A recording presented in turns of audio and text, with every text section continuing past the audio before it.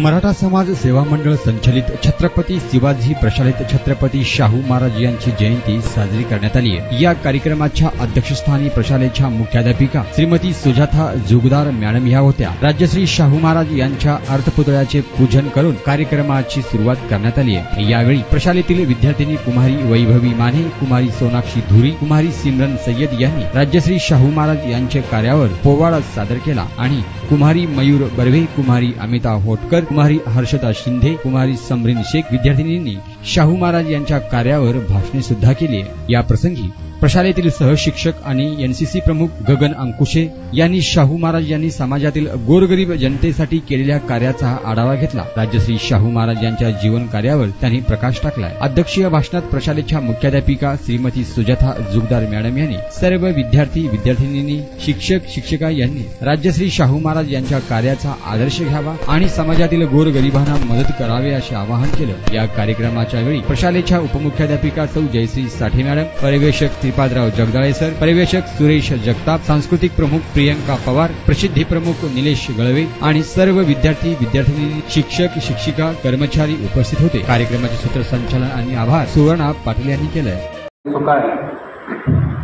मराठा समाज सेवा मंडळ संचलित छत्रपती शिवाजी प्रशालेच्या श्रद्धावंत मुख्याध्यापिका जुगदार मॅडम आणि येथे जमलेले माझे शिक्षक बंधू भगिनींनो आणि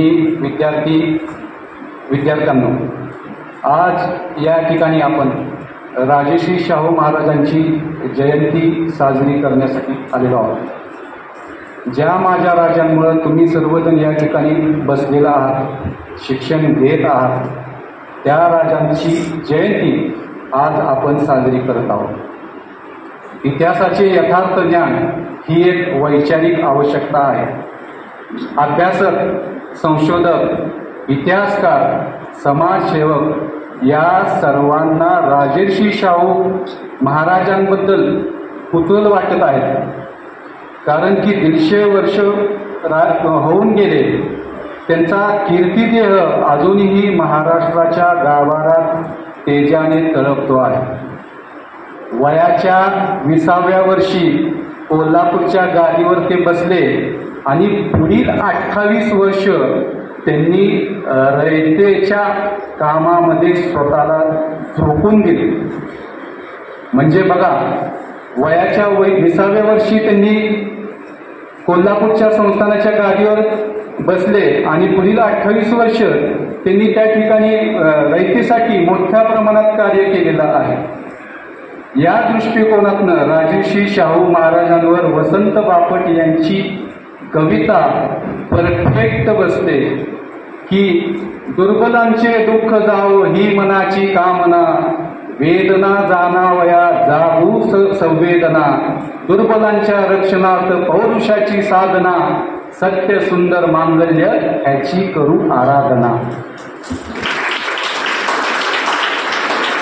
राजर्षी शाहू महाराज कसे होते की दुर्बलांवर जे दुर्जन त्रास देतात त्यांच्या रक्षणार्थ पुढे थांबवतात।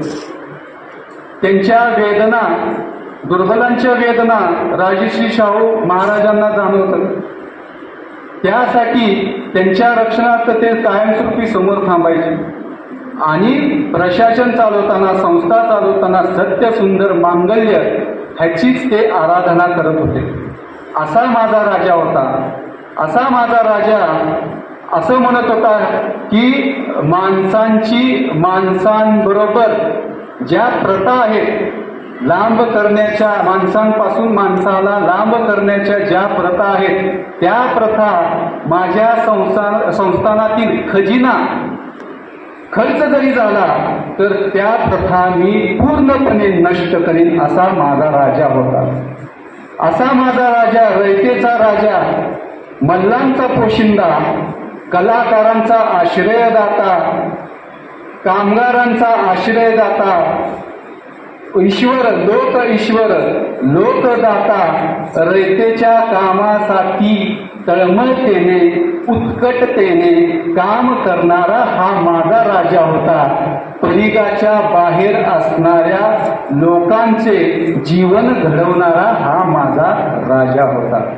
ही सर्व राजश्री शाहू महाराजांची आद्य वृत्ती होती. म्हणजे हे सर्व गुण राजश्री शाहू महाराजांमध्ये होते. लक्षात घ्या, वयाच्या 20व्या वर्षात त्यांनी सुरुवात केली होती आणि पुढील 28 वर्ष त्यांनी रयतेसाठी झटले होते. अखिल भारतीय मराठा परिषदमध्ये खामगाव येथील अखिल भारतीय 11व्या परिषदमध्ये त्यांनी त्या कार्यक्रमामध्ये अध्यक्ष म्हणून स्थान भूषवले. अध्यक्ष म्हणून स्थान भूषवलं. आपल्या जनतेला ते प्रबोधन करताना सांगतात की मी काही महाराज नाही, मी या ठिकाणी तुमच्यातलाच एक आहे, मला तुमच्यातलाच एक माना, मला शेतकरी समजा, मला कामगार समजा, मला एक शिपाई समजा, पण मला तुमच्यातलाच एक माना. हे किती विनम्रपणा बघा. एवढा मोठा राजा असून त्यांच्यामध्ये हा किती विनम्रपणा, किती निगर्वीपणा हा आमच्या राजामध्ये होता की त्या ठिकाणी रयतेसाठी त्यांनी काय केलेलं आहे, झोकून दिलेलं आहे. त्यांनी त्या ठिकाणी सांगितलं नाही की ते भाषणात म्हणाले मी छत्रपती आहे, मी हे आहे, मी ते आहे, मी तुमच्यापेक्षा श्रेष्ठ आहे. हे कधीही महाराजा राजश्री शाहू महाराज जनतेला उद्देशून बोलले नाही. मला तुमच्यातलाच एक माना असं राजश्री शाहू महाराजांनी जनतेला म्हणलेलं आहे. त्याच्यानंतर उत्तर प्रदेशमधील कुर्मी समाजाची अखिल भारतीय जी परिषद होती त्या कुर्मी परिषदेमध्ये आपल्या शाहू महाराजांना राजश्री ही पदवी त्यांनी बहाल केली. कुर्मी समाजाने राजश्री ही अख्ख्या भारतामध्ये हा एकमेव असा राजा होता की त्यांना राजश्री ही पदवी बहाल केली होती.